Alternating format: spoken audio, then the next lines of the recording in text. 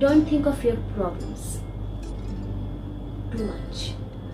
तो well problem लफ्ज़ ही ऐसा है कि उसके बारे में जब तक सोचा ना जाए थोड़ा मज़ा नहीं आता।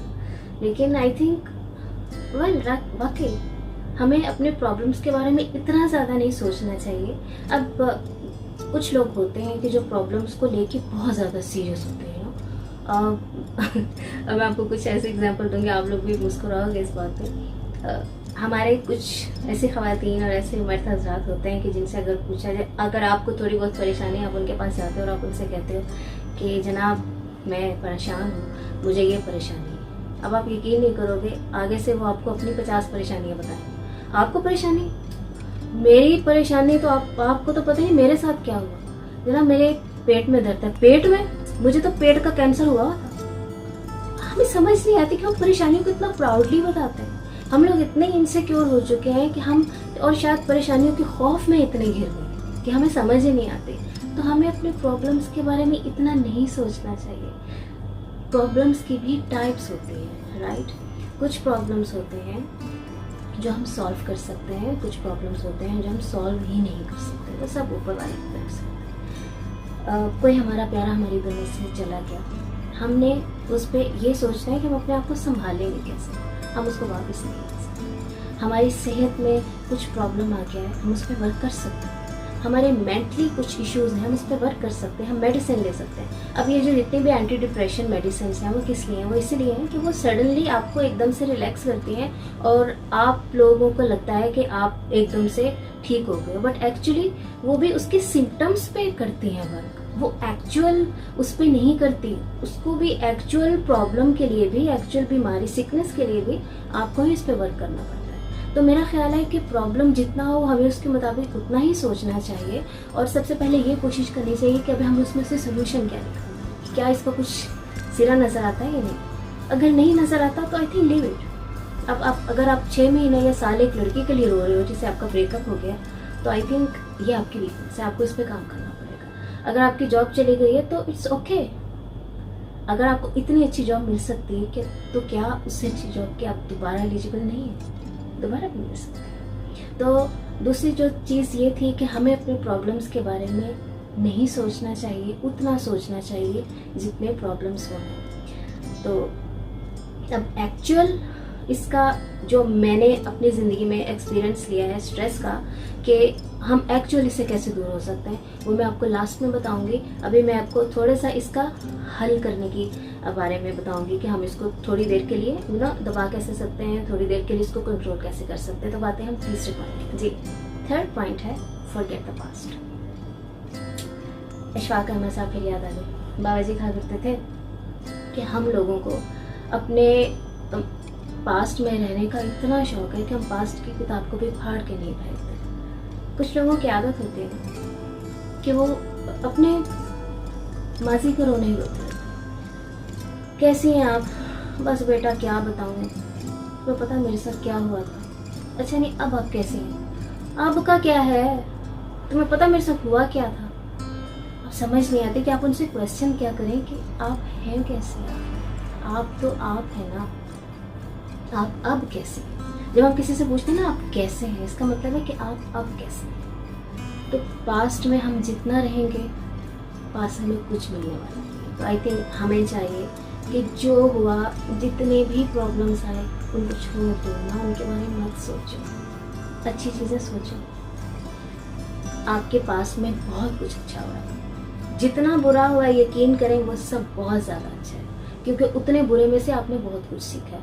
तो तीसरी चीज़ जो हमारी लाइफ को, हमारी स्ट्रेस को थोड़ा बहुत बैलेंस कर सकती है, वो ये है कि फॉरगेट द पास्ट। अब आता है नंबर 4। नंबर 4 है meditation. Meditation, well meditation I think इसको थोड़ा हम डीपली समझने की कोशिश करते हैं। मेडिटेशन 2 टाइप्स की होती है। एक तो ये जो प्रॉपर मेडिटेशन है, जिसे बैठ के आप सीखते हैं, अपने दिल का सुनते हैं, आपको उसका एक कंप्लीट प्रोसेस है कि मेडिटेशन कैसे करते हैं. Of course it's very good for health and for your brain and for your self. If you start meditation, एक टाइम आएगा कि आप इतने हैप्पी रहने लगोगे कि आपको अपने दुश्मन भी अच्छे लगने लगेंगे. ये तो मैं इस मेडिटेशन की बात करूँ. एक मेडिटेशन, आप जिस भी रिलीजन से बिलीव करते हैं, अपने अल्लाह पर यकीन करें, अपने भगवान पर यकीन करें, जो भी है आपका, जो भी खुदा है, जिसको भी मानते हो उस पर यकीन करो. तो आपके इस यकीन के साथ आपकी ज़िंदगी बहुत आसान हो जाएगी. जब आप उस पर यकीन करना शुरू करोगे ना, तो आपको अपने आप पे भी यकीन करना आने लग जाएगा. तो इसलिए जब भी आप परेशान हो, अपने खुदा के सामने झुको, उससे बातें करो, उसको अपने प्रॉब्लम समझाने की कोशिश करो, और उसका हल वो भी निकालेगा और आपके दिल को इत्मीनान देगा. तो मेडिटेशन एक ऐसी चीज़ है जो अगर आप भूल रहे हैं तो आई थिंक आपको अपने टू डू लिस्ट में ज़रूर शामिल करनी चाहिए. अब हम चलते हैं नेक्स्ट पॉइंट. जी, ये पॉइंट मैंने पता नहीं कहाँ से निकाला है, बट आई थिंक मुझे ये बहुत वर्क किया है. Love the nature. I mean, जो चीज़ भी नेचुरल है ना, उसको अपनी लाइफ में शामिल करने की कोशिश करो. सादगी, simplicity. It can be in your food, in your body, in your brain और एनीवेयर. सिंपलिसिटी बहुत अच्छी चीज़ है. अरे आप जितना भी ओवर स्मार्ट होने की कोशिश करोगे या चीज़ों को थोड़ा और तरीके से लेना शुरू करोगे, चीज़ें मुश्किल हो जाएंगी. सिंपल. सिंपलिसिटी आपको सुकून देती है. रियली, मैं झूठ नहीं बोल रही, ये मैंने अपनी लाइफ में अप्लाई किया. सादा खाओ, नेचर ने जो दिया है वो खाओ. जो ज़मीन में उगता है ना, जो आजकल अभी न्यू रिसर्च आई है कि आप लोग अगर सब्जियां, जो चीज़ भी मिट्टी से निकलती है, आप उसको इस्तेमाल करोगे तो आपके लिए, हेल्थ के लिए बहुत अच्छा है. तो ऑफ कोर्स इसका बहुत ज़्यादा असर पड़ता है आपकी लाइफ पे, आपके ब्रेन पे, कि आप कितना हेल्दी ले रहे हो. ईट सिंपल, टॉक सिंपल. मतलब सच्चाई ना, नेचर सच्चाई है ना. सच बोलो, सादे रहो, सिंपल रहो. कोई चालाकियाँ, कोई गेम्स, ये सब नहीं करो. ये एक स्ट्रेस रिलीव करने का मेरा पॉइंट ऑफ व्यू है.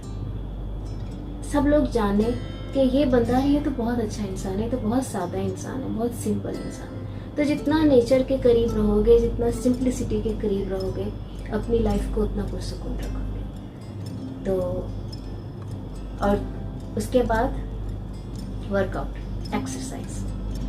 अच्छा, एक्सरसाइज आपकी बॉडी के साथ क्या करता है?